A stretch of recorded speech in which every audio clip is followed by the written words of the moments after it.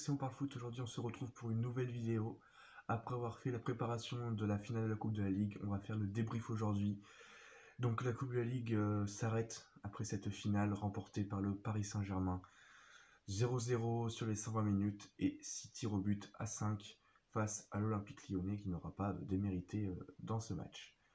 Donc on va commencer rapidement par le match, qu'est-ce qui s'est déroulé pendant cette rencontre. Ensuite, on parle rapidement des notes des joueurs, de leurs prestations.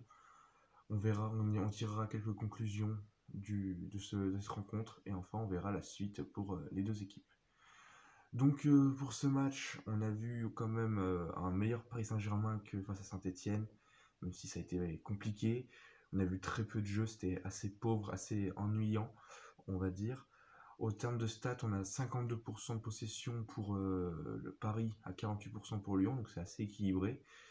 On a légèrement plus de frappes pour Lyon, je crois 12 tirs à 8, mais 6 tirs cadrés à 3 pour Paris, qui a quand même été plus réaliste, on va dire, devant la cage, même s'il n'y a pas eu de but.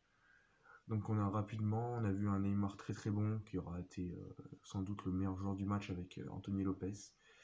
Donc on aura vu Paris qui a joué en 4-3-3 finalement, qui n'a pas joué en 4-2-4 à cause de l'absence de Mbappé, donc Sarabia a démarré sur le banc. Tourelle a aligné un trio au milieu de terrain composé de Gay, Verratti et j'ai oublié le dernier, Gay, Verratti et Marquinhos, voilà, pardon, Gay, Verratti et Marquinhos. Donc ce trio a plutôt bien servi, même s'il était un peu en difficulté par moment. Et du côté lyonnais, on a vu un 3-5-2 qui était prévu avec une défense Marsal, Marcelo et Denayer qui ont été vraiment très solides pour eux. Donc dans ce match, on a vu Paris qui a rapidement pris le ballon, même si Lyon a bien tenu dans le premier quart d'heure en essayant d'aller presser les Parisiens en les gênant la relance. Ça a marché par moments. On a eu une belle bataille du milieu de terrain qui a été remportée par l'OL dans la première demi-heure. On a vu Guimarães, Aouar et Cacré faire vraiment un très très bon match au début. Donc on a vu une première demi-heure assez équilibrée avant que la fatigue se fasse sentir des deux côtés. Le rythme qui était déjà pas très élevé a commencé à baisser. Paris a repris le ballon, on l'a vu. Ça a commencé à se transformer en un petit attaque-défense où les occasions sont multipliées pour les Parisiens, comme un coup franc de Neymar qui est bien repoussé par Lopez, ou encore quelques tentatives parisiennes dont de Gay à la 43e c'est Lopez fait un super arrêt. Mais sinon, on a vu Paris légèrement dominer dans la fin de première mi-temps. Dans la seconde période, on est reparti donc sur la même base, un match assez équilibré où Lyon a commencé à prendre le dessus légèrement dès le premier quart d'heure de la seconde période, sans jamais se créer de grosses occasions, avant que le rythme rebaisse de nouveau avec la fatigue, où les changements ont un peu aidé, mais sans vraiment porter. Et surtout que quand Depay et Moussa Dembélé sont sortis, les Lyonnais se contentaient de mettre des longs ballons devant vers Toko Ekambi et Bertrand Traoré pour espérer aller marquer un but. Donc après ça, on a vu vraiment un match assez pauvre, et un peu mieux quand Neymar est rentré dans l'axe à la place d'Icardi quand il est sorti, mais ça allait un peu mieux. Mais sinon, c'était un match globalement assez pauvre. Les prolongations, il s'est quasi rien passé. C'était assez ennuyant. On dirait que les équipes attendaient un peu les tirs au but. Avant la 119e minute, où Di Maria, qui partait pas au but mais presque, se fasse tacler par derrière par Raphaël, et cela a valu un rouge directement pour Lyonnais, entré en jeu à la place de Dubois au début des prolongations. Donc franchement, c'est mérité, même je pense pas qu'il avait besoin de le faire, parce qu'il y avait quand même Andersen qui était à côté de lui, qui pouvait défendre sur le Parisien, donc je pense pas qu'il y avait besoin de venir faire de faute maintenant. Donc on a eu un dernier coup franc pour Paris qui est sorti. Ensuite on a eu les tirs au but, donc on était globalement tous transformés, les 5 premiers de chaque équipe a été transformé. Pour Paris, on a eu Verratti, Di Maria qui l'ont mis. Il y a eu aussi Neymar qui l'a transformé. Il y a eu Di Maria aussi et Marquinhos, je crois, le dernier, ils les ont tous mis. Non, c'était Paredes, pardon, ils les ont tous mis. Côté lyonnais, Cacré, Aouar, Andersen, donc il met une belle frappe sous la barre, pleine puissance. Et aussi, on a eu Toko Ekambi, où il a failli la sortir, Navas. Et le 5e tireur côté lyonnais, je m'en souviens plus, j'ai un doute, mais ça me reviendra après, je l'ajouterai à l'écran. Et enfin, on a eu le dernier penalty, donc le 6e de Bertrand Traoré, qui a été repoussé par Navas, où il tire sur le côté droit par rapport à sa vision de la cage. Navas anticipe bien et va la sortir avant que Sarabia vienne prendre à contre-pied Lopez et vient offrir la victoire au Paris Saint-Germain. Donc Paris boucle la boucle après avoir remporté la première édition, il remporte la dernière édition, parce que c'était la 26e et dernière édition de la Coupe de la Ligue qui s'arrêtera l'année prochaine. Donc globalement, on a assez parlé du match, on peut reprendre maintenant les notes des différents joueurs. Donc on va commencer par les Parisiens, on a eu un très bon Navas, qui était globalement très performant. Une défense Thiago Silva Kipembe, on a vu Thiago Silva assez solide, Kipembe aussi, même si c'est un peu loupé quelques fois. Donc vraiment, on a vu une défense assez solide. Bakker à gauche a fait le travail, même s'il a été en difficulté parfois à cause de Memphis Depay qui montait. À droite, Kurzawa, on a senti qu'il n'était pas sur son bon pied, surtout pour centrer, où il centrait jamais en première intention, mais il fallait qu'il la contrôle plusieurs fois pour se mettre sur son pied gauche. Et défensivement, il avait du mal contre les montées de Cornet et de Memphis Depay sur son côté. Le milieu de terrain, Verratti, donc il a été le meilleur joueur pour moi parisien de ce match.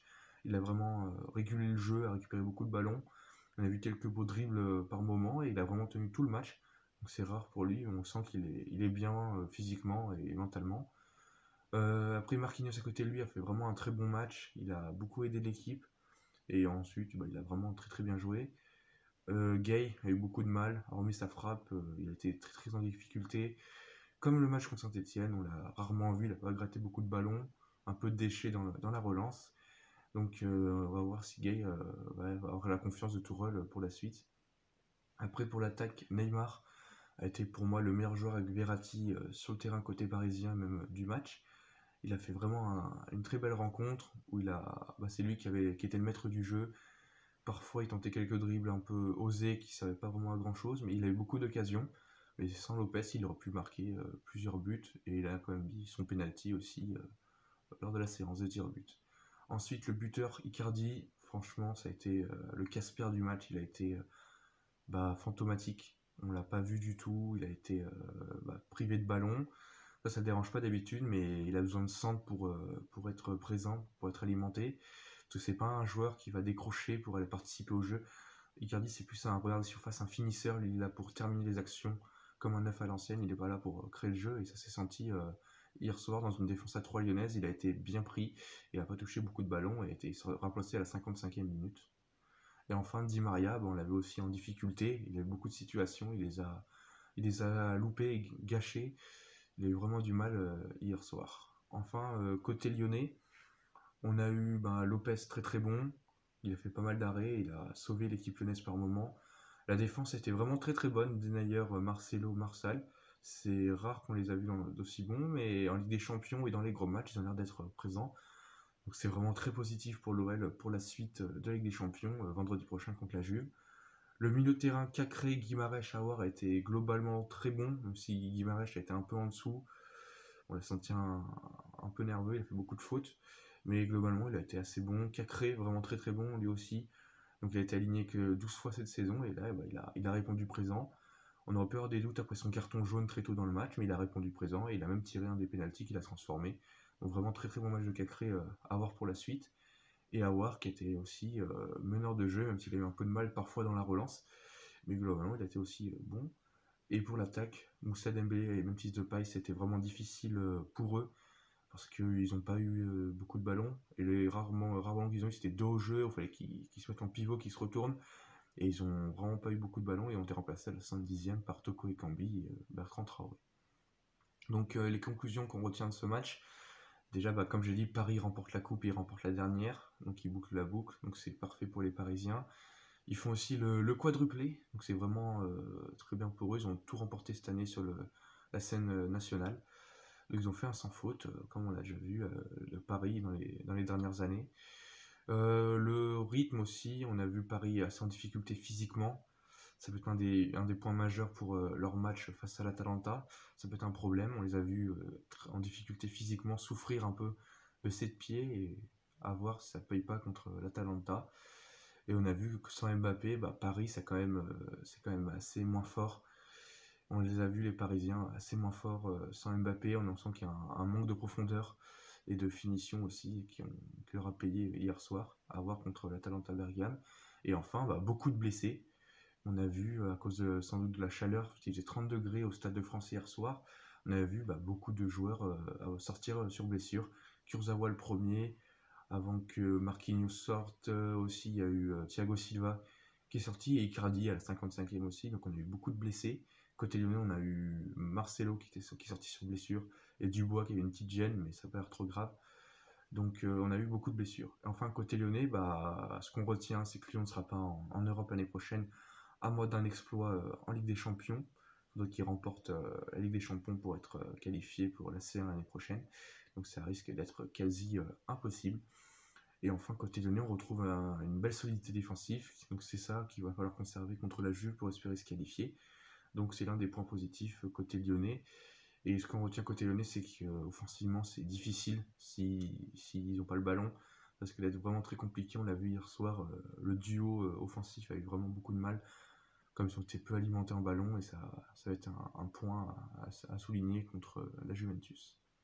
Donc maintenant, la suite pour les Lyonnais et les Parisiens. Donc Paris va jouer un match amical dans la semaine face à Sochaux au Parc des Princes à huis clos. Donc pour un dernier match pour monter en pleine puissance avant Atalanta.